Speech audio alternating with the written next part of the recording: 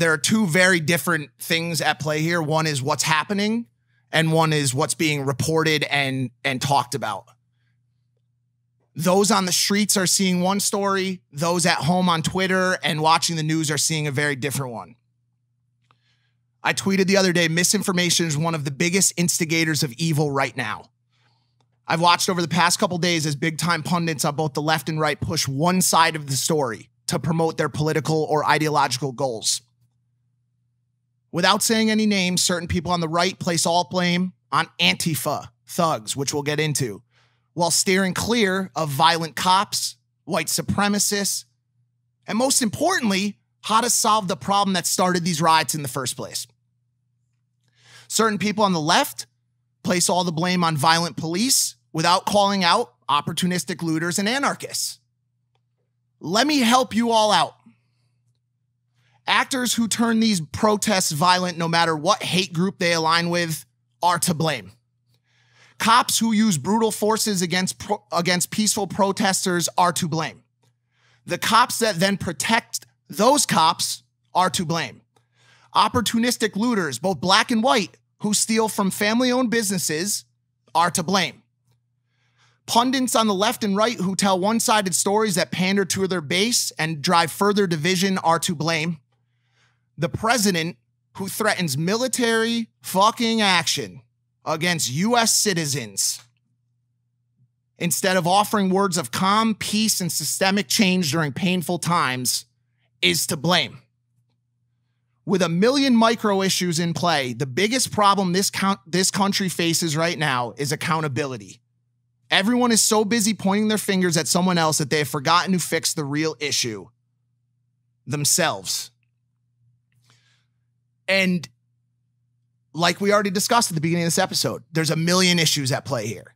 But you have seen people on the left and right take opportunity after opportunity to turn this into a one-sided story to further their own goals. It's disgusting. It's disgusting. I watched this documentary called The 13th last night, and actually in this thing I prepared later, I took some of the facts I learned out of the beginning from that, and it's fascinating to me how much people in general, specifically in this movie, politicians will bend their moral code to get fucking elected, to get a vote, and people are no different. Like, I hate to say this, but I've had this extremely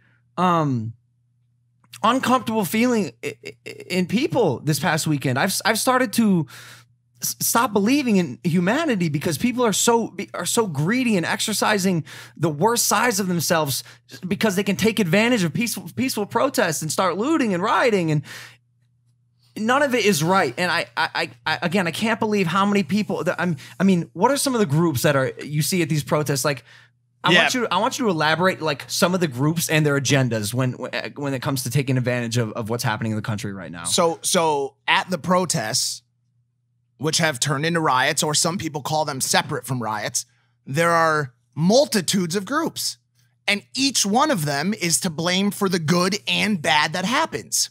You've got peaceful, good police officers out there understanding that the country is in pain, standing their ground to protect places, but not pepper spraying citizens at will through the windows of their car, not driving their police cars through barricades where people are standing, not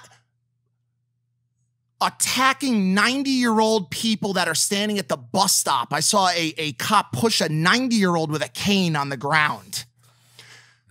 There are good cops out there who are standing with the protesters, walking with the protesters. So you've got them. You've got the good cops. Then you've got the bad cops, the racist cops, the authoritarian cops, the police state cops, the brutal police that are the same as the one that started this in the first place. So you've got good and bad cops. You've got peaceful protesters. You've got that are the real winners here. The people marching, the people pushing for systemic change, holding signs, activating the base, talking about what they can do to fix the problem, but still calling for peace. And then you've got hate groups. You've got Antifa. I'm not claiming that they don't exist. I'm not claiming that the anti-fascist group as it exists in America right now is not out there causing problems. I'm not saying that. What I am saying is that there is white supremacists out there on the other side. There's Proud Boys. There are multiple groups of people who stand to further divide this country and to drive the dialogue of hate. My issue on Twitter and my issue for the past week has been that our president and other people like him on the other side. Sorry, we got some sound. What is it? Is it coming through? Is that a jet? Can someone check on it? Maybe Eve or David? Bro, I thought that was a jet. I thought like the National Guard was coming in for sure. I thought that was it for all of us. I saw some. Bro, well, I mean, we've been seeing the helicopters. I've been seeing helicopters do like barrel rolls in the sky. What? No, I'm exaggerating, but they're taking curves and turns sharper than Do we I've ever want? seen. Are we cutting all this out? No. Oh, we're gonna keep it. Okay. You've had people on both sides, hate groups on both sides, pushing their own personal agendas forward. And you've had pundits on both sides calling out one group or the other. They're all to blame. All of these people are doing a disservice. You forgot to mention the opportunistic And riders. I'm getting there. I'm getting there. And then you've got opportunistic rioters and anarchists. I have, since the beginning of this, stood up and been unable to condemn people who have torched symbols of systemic hate. People went and burned down the Sisters of Confederacy building. I applaud you. I applaud you for pulling down the statues of the Confederates who drove division in this country. Yeah. I applaud you. Yeah. Even as far, and this is where it gets close, as the courthouses that have served the black community unjustly for decades, that have passed sentences down that were unfair and not justified by law in this country. But when you start burning and looting family-owned grocery stores, personal-owned businesses that people, even black people and Hispanics in LA, have worked their entire lives to get to a point where they can own a business, and you break the windows and you steal stuff out of it.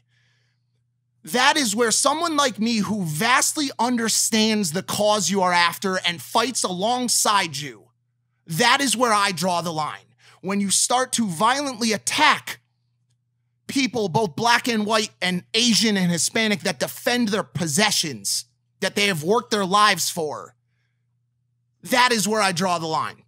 So that's where I'm like, I feel like I think people taking advantage of the peaceful protests and of the riots, shame on you. That's where I get disappointed in humans. It's a few people who are taking advantage of peaceful protests, and now everyone's paying because of it. It's like, as if this thing isn't muddy enough. You're just stirring the pot more, and it's so unnecessary. It's these anarchists who have these wet dreams about the collapse of society and are finally getting to take advantage of it. Yep. Shame on you.